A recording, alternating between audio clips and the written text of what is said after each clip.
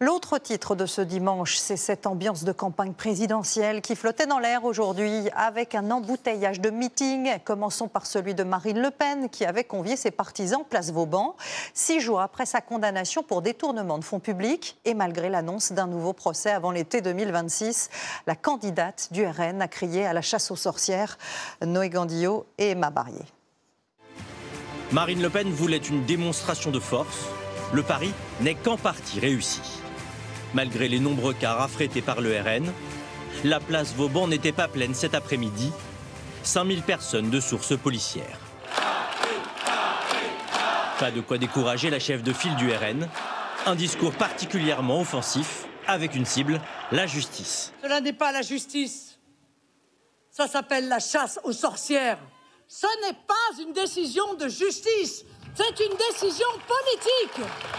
Au cours de ces 35 minutes de discours, Marine Le Pen se place constamment du côté du peuple, en opposition à ce qu'elle appelle le système.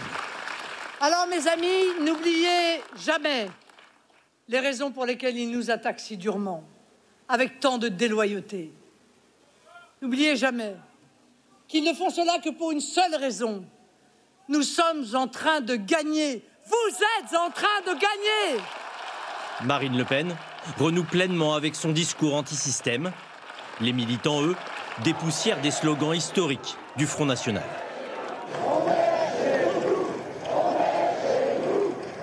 Des militants qui s'accordent tous sur un point. Pourquoi l'empêcher de se présenter au présidentiel, de la rendre inéligible? Je trouve pas ça normal. La condamnation n'est pas le problème majeur, c'est l'inéligibilité qui est notre problème majeur. Marine Le Pen reste leur candidate pour 2027, quand bien même certains reconnaissent qu'elle a commis une faute. D'un côté, je dis que c'est bien fait pour elle. Elle n'avait qu'à pas tricher, elle le savait. Ouais. Donc ça vous pose quand même problème? Ça me pose un peu problème, oui. Mais vous êtes quand même là aujourd'hui? Oui, je suis quand même là aujourd'hui. Cet après-midi, Marine Le Pen a martelé qu'elle ne lâcherait rien. Pas question d'ouvrir la porte à une candidature de Jordan Bardella en 2027. Et à une dizaine de kilomètres de là, Gabriel Attal, lui, avait prévu de longue date de tenir son tout premier meeting en tant que patron de Renaissance. Un meeting dont la tonalité a évidemment changé au vu des circonstances. L'ancien Premier ministre a attendu la fin du discours de Marine Le Pen pour lui répondre à distance, avec une volonté manifeste d'installer un duel en vue de 2027. Écoutez-le. C'est le parti qui demande de la fermeté pour tous, sauf pour lui. C'est le parti qui demande l'inéligibilité à vie pour tous, sauf pour ses élus à lui. Le parti qui considère qu'il ne faut d'immunité pour personne, sauf pour Madame Le Pen.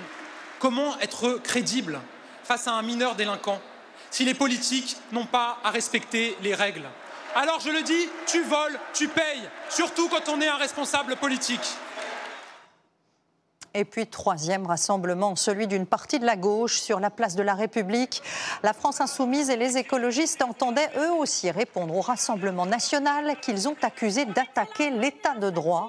Le RN, un parti violent qui menace les juges quand les décisions ne leur conviennent pas, selon Manuel Bompard.